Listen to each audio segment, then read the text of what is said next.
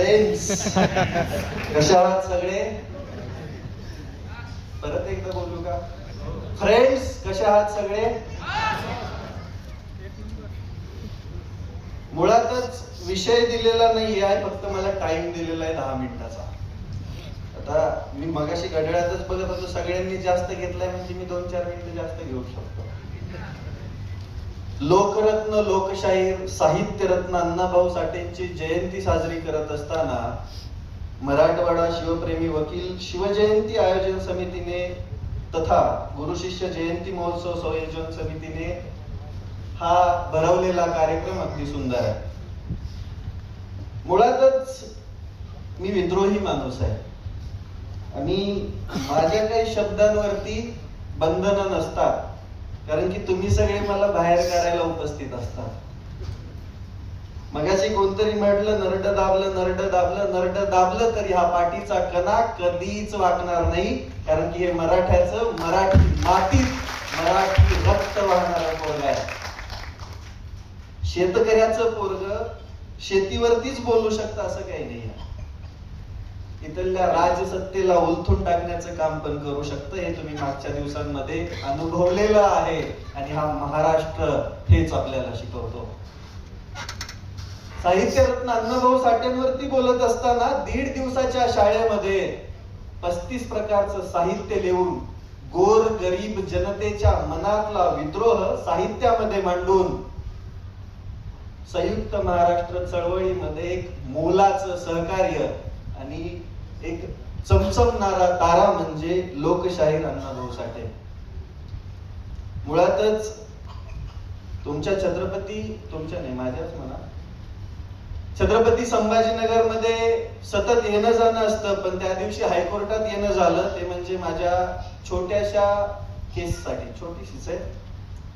आंदोलन करण्याचा मूलभूत अधिकार पण हे सरकार काढून घेत असताना, इथल्या व्यवस्थेच्या विरुद्ध लढत असताना तुम्हा सर्व वकील बांधवांचं एवढं सहकार्य की माझ्याकडून तिकिटाचे बी पैसे घेतले जात नाहीत.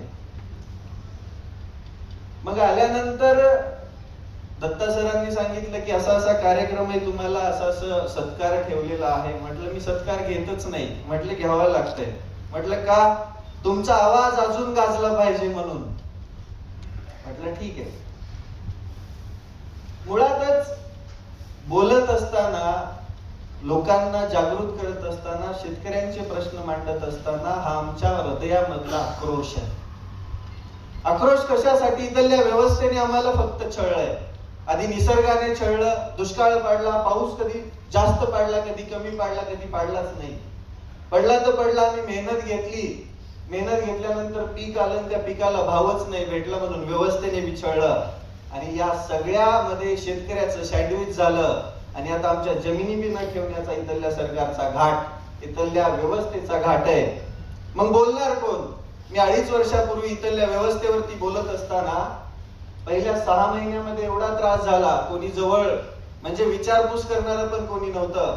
पण जसं जसं नाव लोकांच्या हृदयामध्ये पोहोचत गेलं तसं तसं तर आता अडचणच नाही काही बोलण्याची. आता ऑटोमॅटिक मदत येऊन जाते, कारण की चळवळ जिवंत राहिली पाहिजे ना. तुमच्या समोर विषय मांडत असताना विषय काहीच नाहीये, पण दत्ता सर म्हटले की आपण ज्या जयंत्या साजऱ्या करतो त्या जयंत्या डीजे मुक्त झाल्या पाहिजेत. त्या जयंत्या अगदी शांततेमध्ये महापुरुषांचे विचार लोकांच्या हृदयामध्ये कोरले पाहिजेत, याच्यासाठी प्रयत्न केले पाहिजेत. आणि मागचे 10 वर्ष झालं मराठवाडा शिवप्रेमी वकील शिवजयंती आयोजन समिती ते करत आलेली आहे. त्यांचं विशेष कौतुक आहे. जयंती साजरी करणं किंवा महापुरुषांच्या जयंती दिवशीच त्यांना फुलं वाहणं, त्यांचं नाव घेणं, त्यांचं स्टेटस लावणं म्हणजे महापुरुष समजणं नाहीये. महापुरुष हा आपल्या हृदयामध्ये त्यांच्या विचारांनी कोरल्या गेला पाहिजे. 1.5 दिवसाच्या शाळामध्ये 35 प्रकारचं साहित्य लिहिणारे अण्णाभाऊ साठे किती लोकांना समजले हो? ही पृथ्वी शेषनागाच्या मस्तकावरती न तरता इथल्या गोर गरीब कष्टकऱ्याच्या हातावरती तरलेली आहे, असे म्हणणारे अण्णाभाऊ साठे आपल्याला किती समजले हो? मुळातच समाजाला जे आवडतंय तेच घ्यायचे. आता टाळ्या वाजवताना मी पार्शलिटी करतात लोक, बरोबर ना? कुणाला जास्त वाजवतात, कुणाला कमी वाजवतात, म्हणजे आवडीचा विषय आहे ना.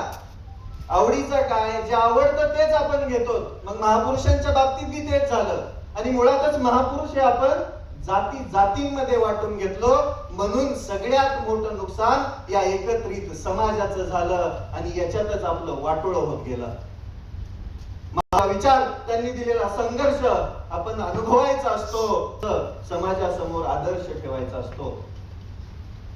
पण आज रोजी काय, जयंती आली, चंदन शिवसाहेब लय भारी म्हणतात, डीजे नसला की मार खावा लागतोय कांबळेला. बरोबर ना? का?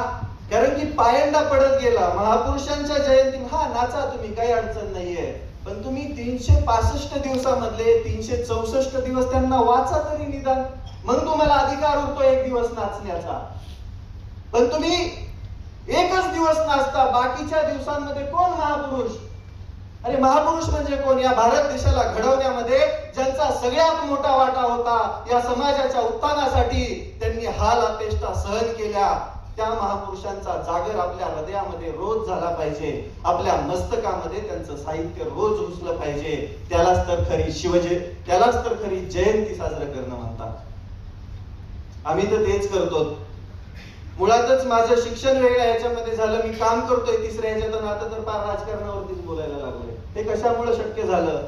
इथल्या व्यवस्थेला बघत असताना, इथल्या गोरगरिबांच्या हृदयातला विद्रोह बघत असताना, यांच्याबद्दल बोलणारं कोणीच नव्हतं. तुम्हाला शेतकरी चळवळीचं सांगतो, आतापर्यंत तुम्ही असंख्य शेतकऱ्यांचे नेते बघितले असतील, पण त्या नेत्यांच्या पुढे कायमस्वरूपी आमदार, खासदार किंवा मंत्री लागलेलं तुम्ही कायम बघता. म्हणजे चळवळीचा फायदा फक्त आणि फक्त, महापुरुषांचा फायदा फक्त आणि फक्त स्वतःचं भलं करण्यासाठी केला जातो, म्हणून आपली चळवळ फसत चालली. मुळातच लढत असताना जो कोणी निस्वार्थ भावनेने लढतो, तोच खरा समाजाचा उद्धारक असतो आणि तोच समाजासाठी तळमळ घेऊन लढू शकतो. पण आज तसं नाही झालं, दुनिया स्वार्थाची झाली. तुम्हाला एक गंभीर किस्सा सांगू का? बाहेरून कळलं, बाहेरून असतात ना खबरे, सगळ्याचेच असतात. कालच्या आंदोलनाच्या प्रकरणानंतर एवढा सगळा राडा झाल्यानंतर मला एक फोन आला. म्हटलं काय झालं, काय होतंय का बघ त्याच्याकडून, काय होतंय का? म्हणजे तो असिस्टंट त्यांना म्हणलं, साहेब तमाशा झालेला, एवढा परवडा नका तुम्हाला, अजून करायचंय का? या सिस्टीमला भ्रष्टाचाराने पोखरलेला आहे. त्या भ्रष्टाचाराची सगळ्यात जास्त चीड असणाऱ्या व्यक्तीला बी जर कोणीतरी लाच मागत असेल तर खरंच हा समाज पोखरला गेलेला आहे भ्रष्टाचाराने. आणि या भ्रष्टाचारावरती वार करण्यासाठीच यांनी कितीही नरड दाबलं तरी हा कणा कायम ताठ मानण्याची